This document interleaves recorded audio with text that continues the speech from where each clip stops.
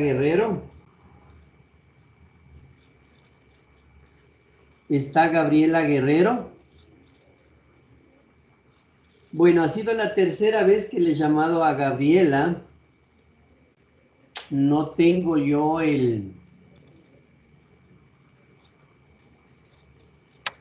Yo realmente parece que esta niña no está viniendo, no. Doctor, la compañera ahorita acabó de levantar la mano. Está levantando la mano, doctor. Pero que abra el... Yo no le veo en la pantalla.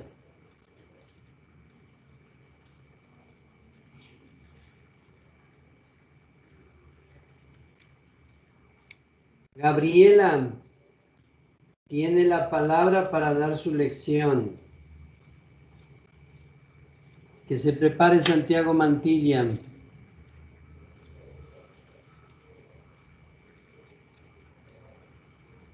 Gabriela, le estoy escuchando. Está abierta la línea para usted. Doctor, me acabo de escribir al WhatsApp Gabriela Guerrero y dice que está lloviendo por su casa y que tiene problemas con el audio. Eso me acabo El de problema notar. es que nunca está en mis clases, Gabriel. Yo varias veces trato de controlar con lecciones con ella, pero no tengo resultado.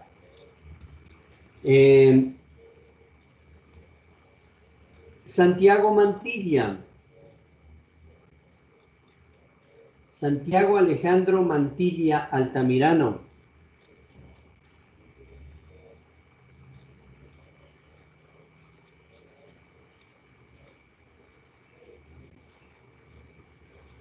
Yo creo que con el señor ya nos estamos despidiendo porque no le veo que él asista tampoco. Cero. Otro tema complicado que tengo es Brian Romero. Brian. Yo aquí, yo complicado porque si todas las clases estoy solo una, nomás que justo ahí me ha tomado, no estuvo. Adelante, le escucho su lección. ¿Qué vimos la clase anterior, por favor?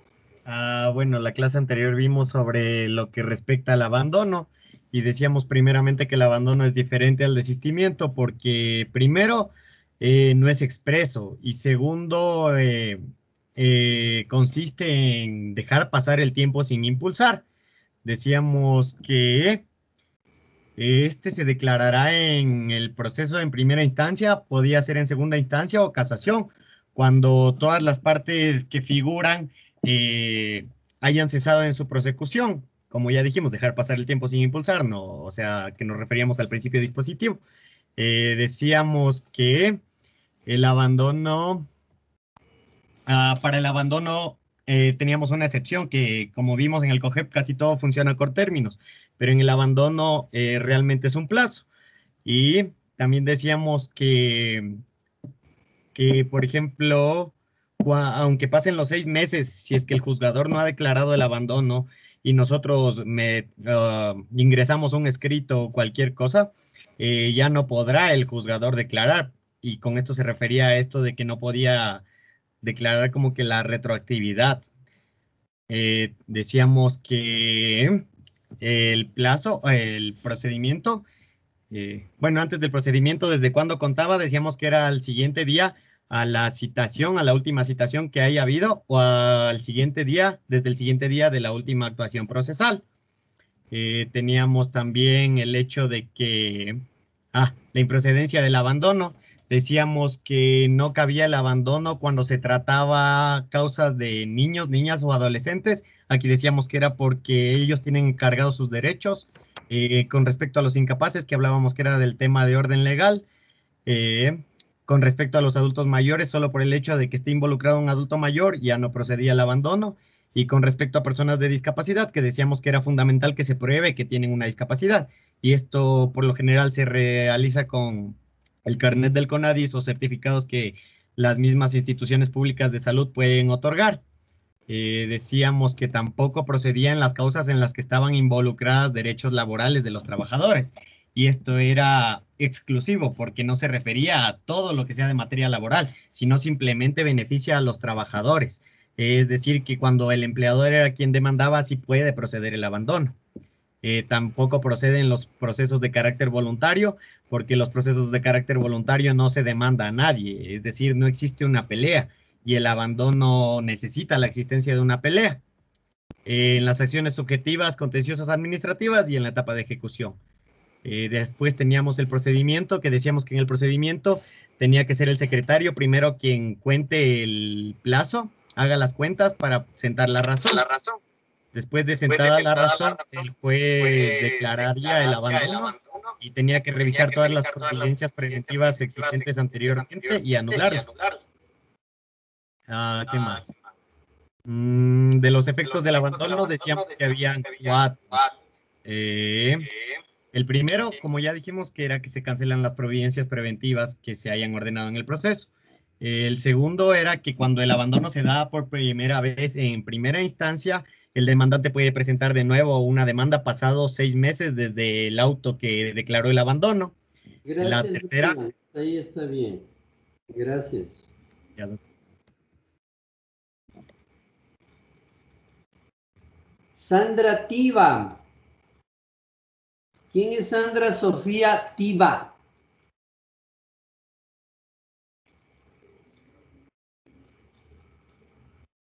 No está tampoco varias veces en mi clase, por lo tanto,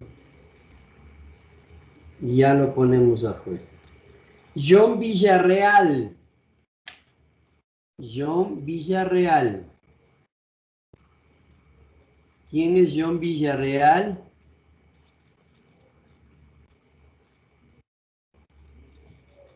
No veo que esté John Villarreal, también es un 0. Y ya está fuera. Eduardo Vinuesa, ¿quién es Eduardo Vinuesa?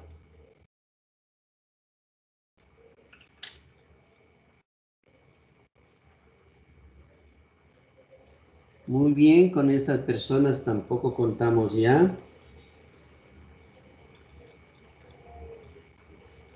Un Villarreal. Diva. Bien. Yandún, Oscar Yandún, tenga la bondad, usted tiene una lección bastante baja y vamos a ver si logra superar este tema o se va al hueco. Cuente, ¿qué más vimos la clase anterior? Sí, bueno, casi lo que el compañero ya había hablado, pero bueno, lo que yo tengo claro que del abandono es que, como usted nos decía, el abandono no es lo mismo que el desistimiento, por el mismo hecho de que el desistimiento es expreso y el abandono no.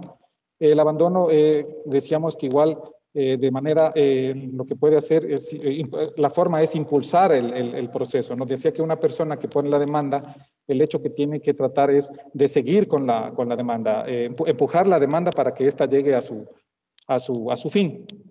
Según lo que estaba establecido, nos decía en el artículo 245 que el tiempo para que determinar el abandono de un proceso es de 6 meses.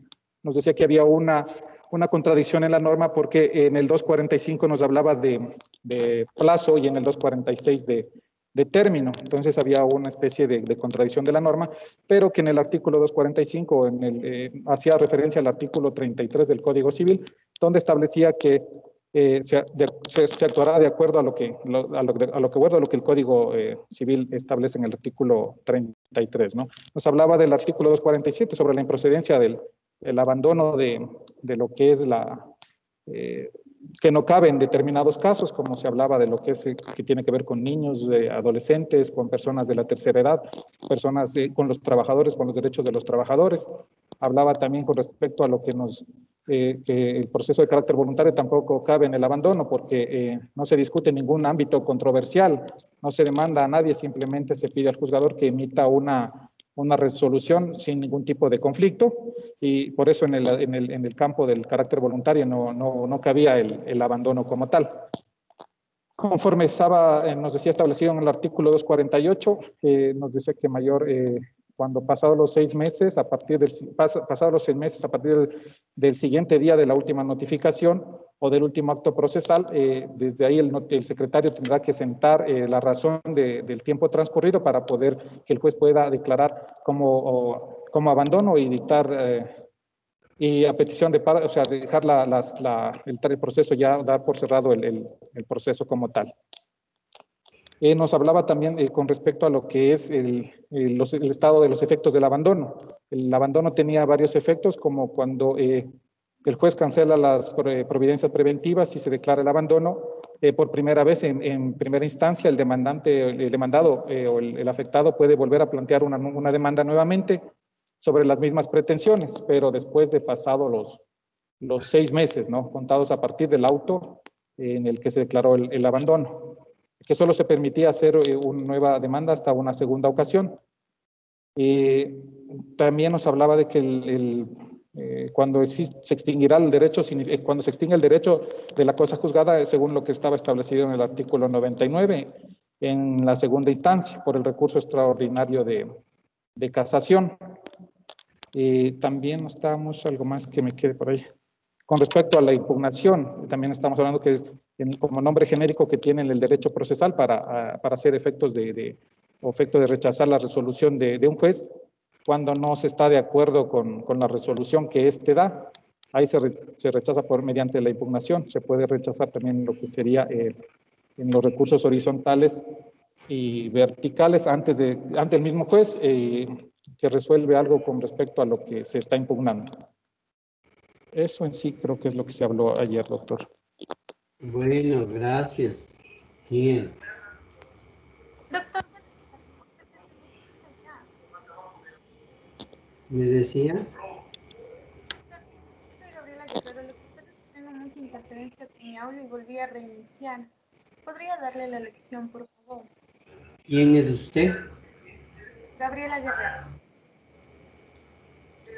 Gabriela, le debo manifestar que usted está en el filo de la cornisa, porque primero tengo lecciones muy bajas, tengo lecciones de 0 con usted, y segundo, cuando yo le estoy llamando a clases, usted nunca está.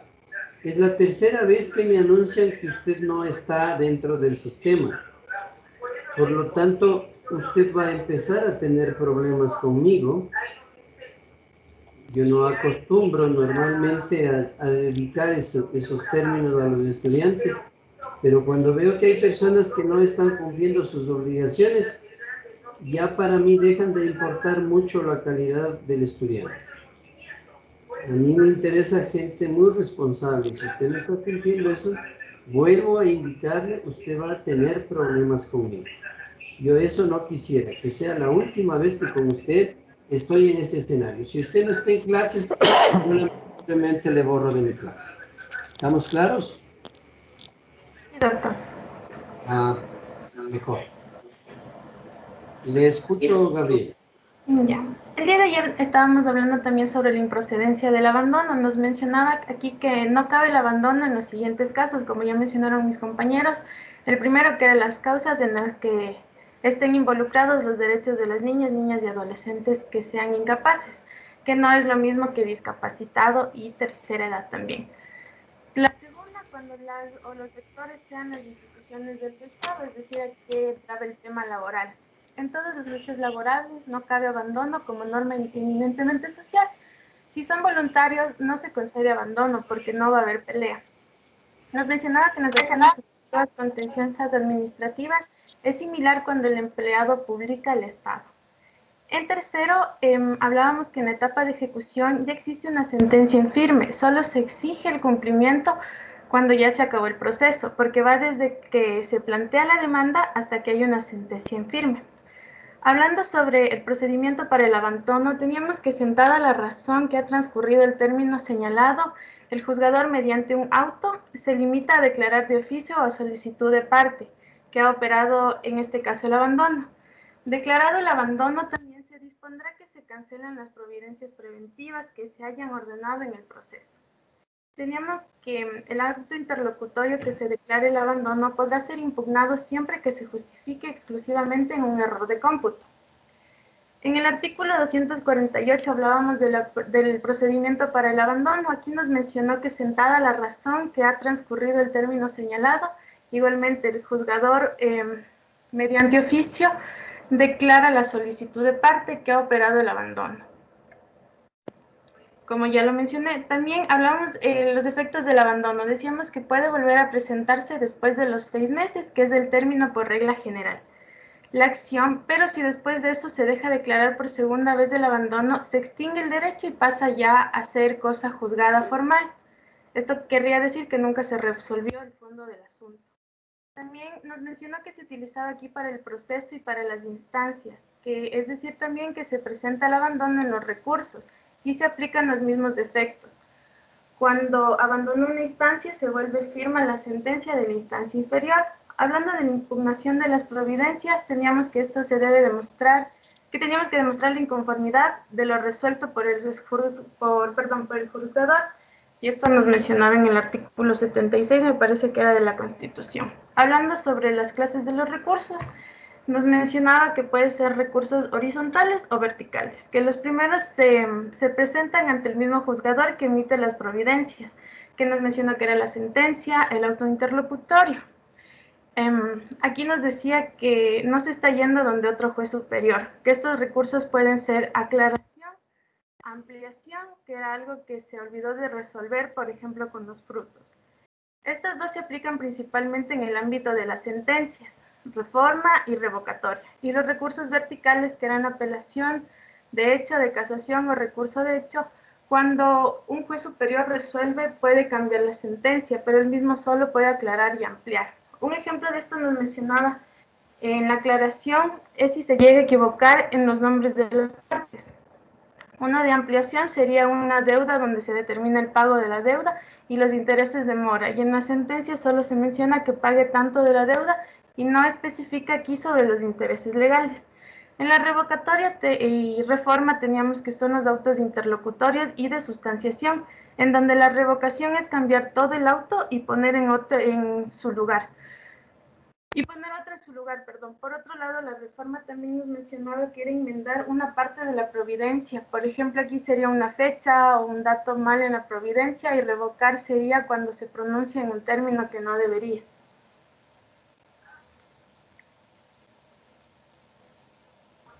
Gracias, Gabriel. Gracias a usted, doctor.